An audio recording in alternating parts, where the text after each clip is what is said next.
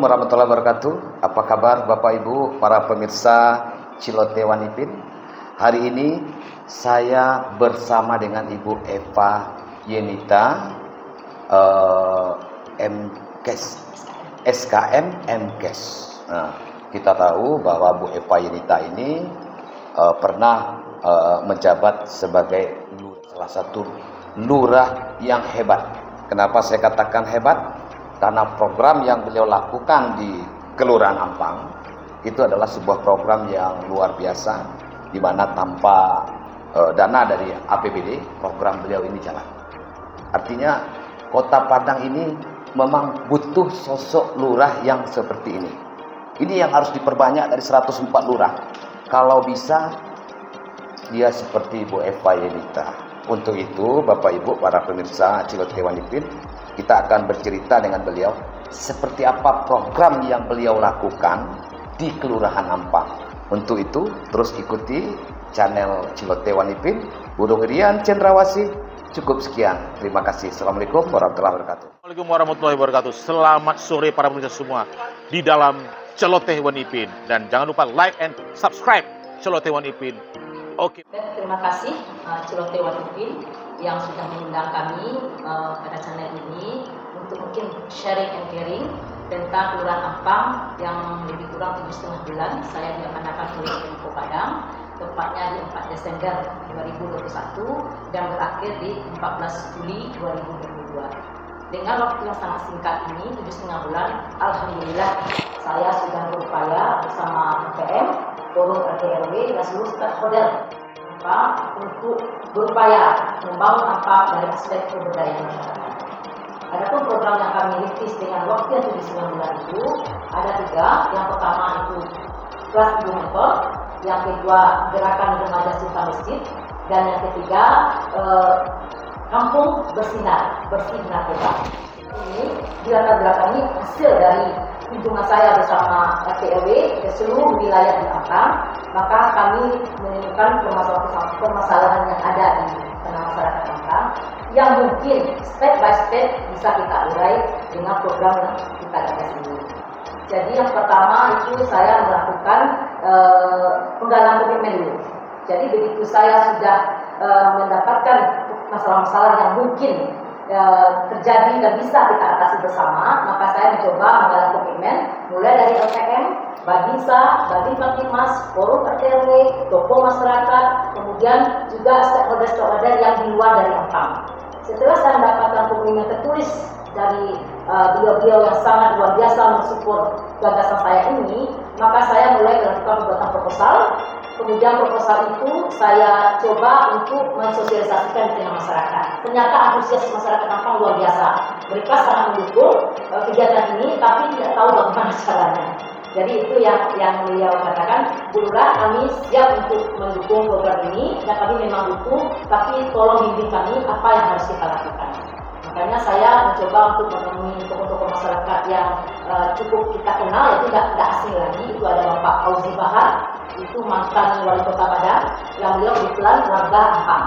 Kemudian Bapak Gamal Fauzi, dan juga mantan Menteri Dalam Negeri, juga Gubernur Sumatera Barat, Jokowi. Kemudian juga saya menemui tokoh-tokoh masyarakat yang lain yang ada di wilayah Ampang. Setelah saya mendapatkan dukungan yang kuat, dorongan yang luar biasa, maka saya memberanikan untuk berkonsolidasi dengan narasumber yang akan saya libatkan di program saya ini. Nah, akhirnya setelah saya mendapat dukungan dari stakeholder dan institusi, makanya saya mencoba untuk meramu seperti apa model kegiatannya. Jadi pertama untuk kelas ibu mentor itu saya berawal dari pesantren Ramadan yang sudah 10 tahun dilaksanakan, itu dengan konsep yang sangat bagus, tapi belum memberikan dampak yang signifikan terhadap perbaikan akhlak anak-anak kita. Jadi saya sempat berpikir konsepnya sudah bagus, programnya sudah bagus, bahkan didanai oleh Pemko Padang, tapi tidak punya signifikan terhadap pembentukan karakter anak. Maka dari situ saya berpikir tidak akan mungkin Pemko Padang akan bisa menyelesaikan masalah kalau tidak kembali kepada rumah tangga sendiri. Jadi artinya memang orang tuanya yang bisa memperbaiki anaknya. Memang orang tuanya yang bisa mendidik anaknya menjadi anak yang berakhlak dan berkarakter. bagaimana kondisinya sekarang? Kita tidak bisa pula menyalahkan orang tua, karena orang tua ini lahir di zaman era 70-an. Lahir di era 70-an, anak yang mereka didik anak milenial. Jadi ada ketimpangan antara pola asuh mereka terima dari orang tua mereka dulu itu dengan pola asuh anak milenial. Makanya di sini kalau saya melihat benang merahnya, oleh karena itu saya berupaya meningkatkan kompetensi ibu dalam pola asuh, kemudian dalam tumbuh kembang anak dan dalam pemahaman ibu dalam pandangan Islam. Makanya untuk itu saya bentuk kelas ibu mentor. Kelas ibu mentor ini saya bentuk sampai saat terakhir saya pindah itu ada 7 kelas. Jadi kita punya RW 9, tapi yang baru terisasi baru 7 RW untuk kelas ibu mentor. Jadi kelas ibu mentor ini adalah ibu-ibu, pesertanya ibu-ibu yang mempunyai anak 15 tahun ke bawah, yaitu untuk dididik selama 6 bulan. Untuk dididik selama 6 bulan.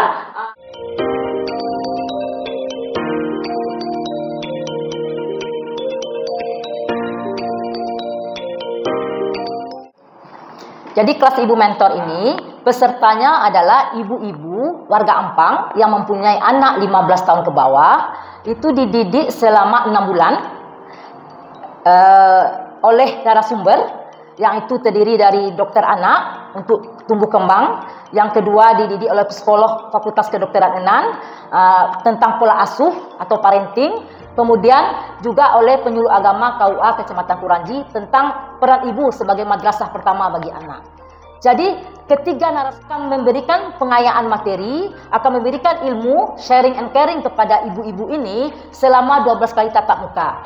Jadi kelasnya ada 2 kali sebulan, kemudian selama 6 bulan berarti 12 kali tatap muka dengan materi pola asuh atau parenting, tumbuh kembang anak, kemudian peran ibu sebagai madrasah pertama bagi anak. Jadi kita berharap dengan diberikannya pola asuh dan tumbuh kembang serta pemahaman agama, kita berupaya meningkatkan kompetensi ibu. Jadi ibu, kita tidak menampik kemungkinan ibu ini mungkin secara ilmunya mungkin ada yang S2, ada S3, tapi di bidang yang lain. Tapi untuk bidang pola asuh dan tumbuh kembang anak, mungkin beliau masih jauh dari harapan kita.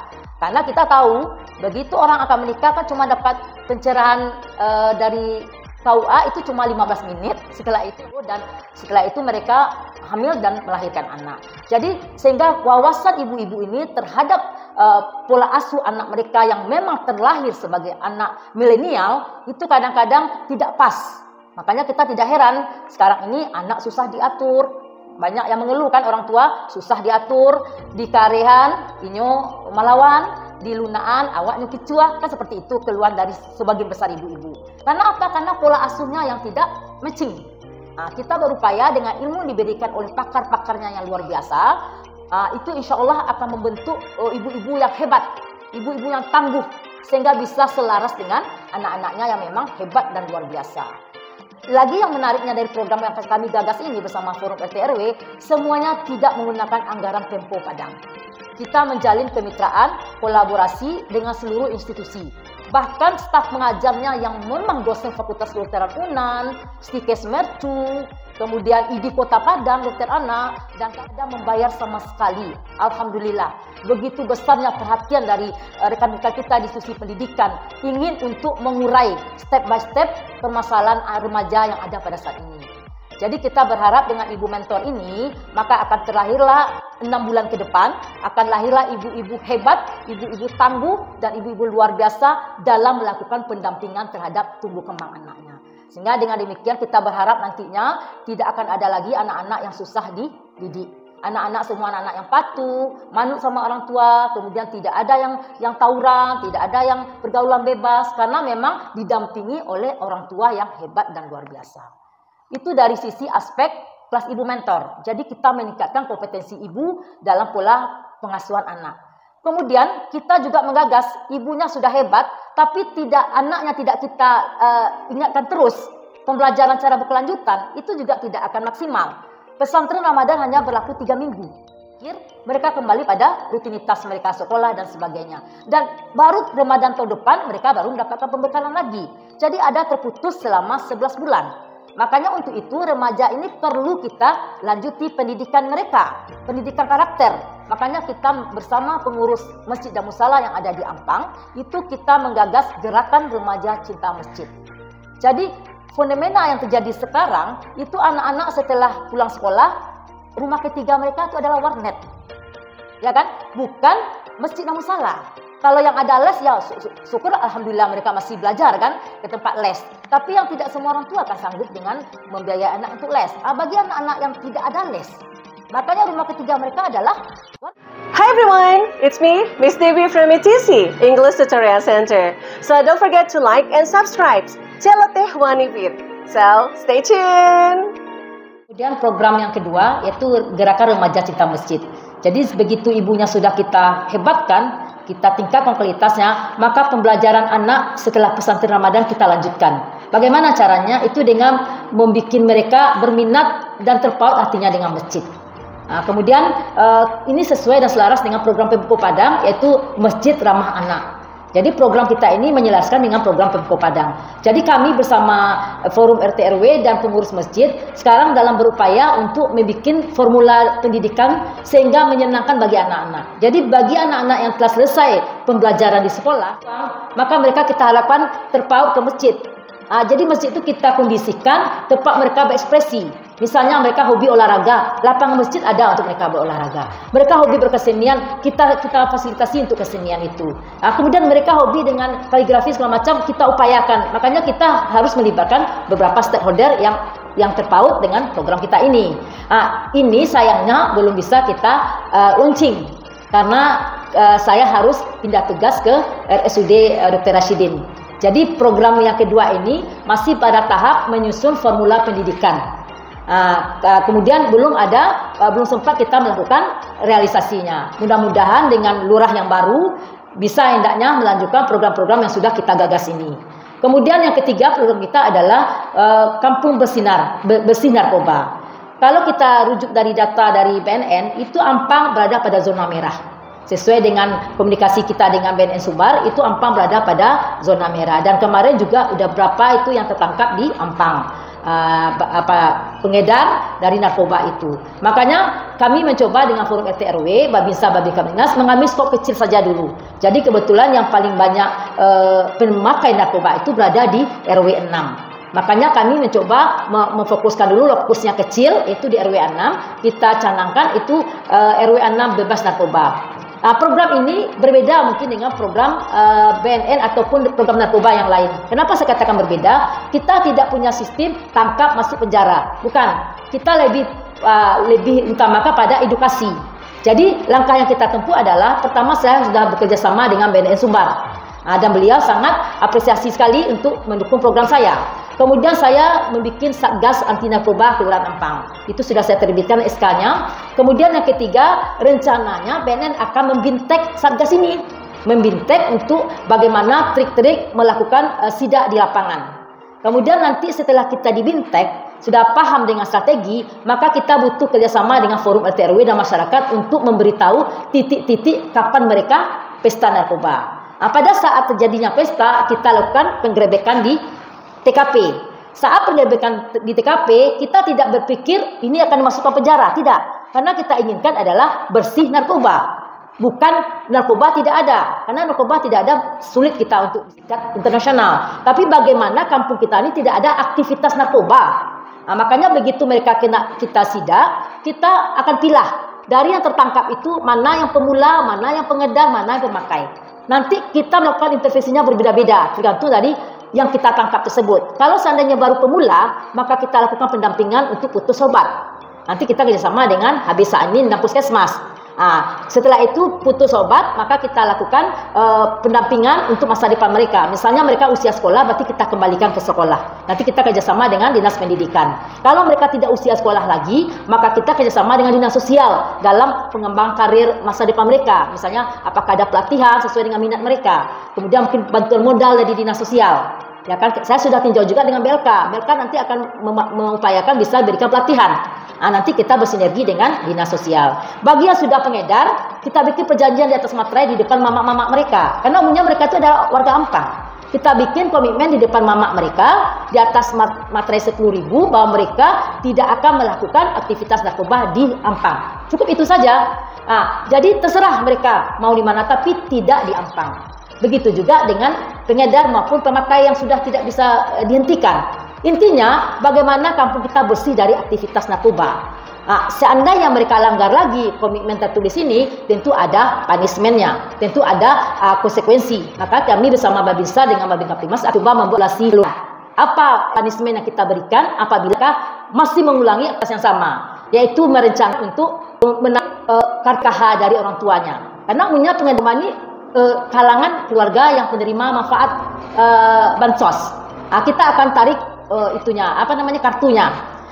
Kita tahan dulu, otomatis orang tuanya pas mamanya kan, yang tidak lagi kita akan melakukan penahan pelayanan di kantor lurah. Jadi bukan tidak dilayani, tangguhan. Dan dengan memberikan efek seperti itu, kita berikan edukasi kepada aku.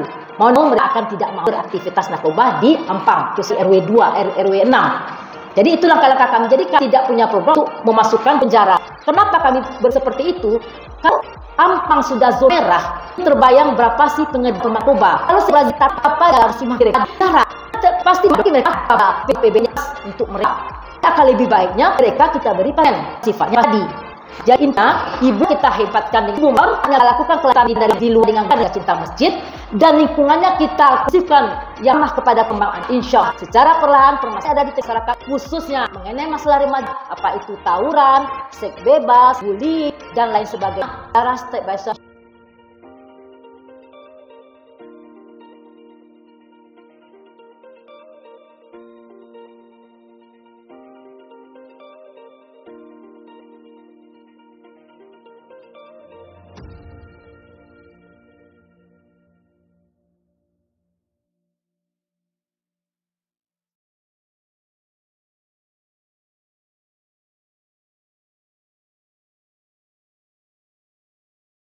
Berkat izin Allah yang bisa kita urai secara satu. Makanya saya berharap melalui panel Ipin ini yang mungkin menonton tayangan ini hendak bisa mensupport program pasti sudah kita di Ampang. Meski saya sudah pindah ke RSUD Dr. Rashidi, tapi Sana, jangan lupa like, subscribe, and comment channel Celoteh. Nonton yang berkesan melihat tayang ini, semoga program inovasi yang berada di Ampang ini hendaknya bisa disupport. Meskipun saya sudah tidak lumpang lagi, karena program ini secara step by step akan bisa mengurai permasalahan yang ada di Kota Padang ini. Jadi mohonnya oleh semua yang nonton ini, program ini bisa sukses yang kita canakan. Kemudian saya semoga program yang digagas oleh Kelurahan Ampang bisa hendaknya menjadi inspirasi bagi kelurahan lainnya di Kota Padang, dapat apresiasi dukungan dari Pemda untuk kelanjutan jadi program yang disampaikan sehingga Ampang dan Kota Padang tumbuh menjadi nagari yang cak dan berter dan yang maju. Hidup Padang, Kota Padang.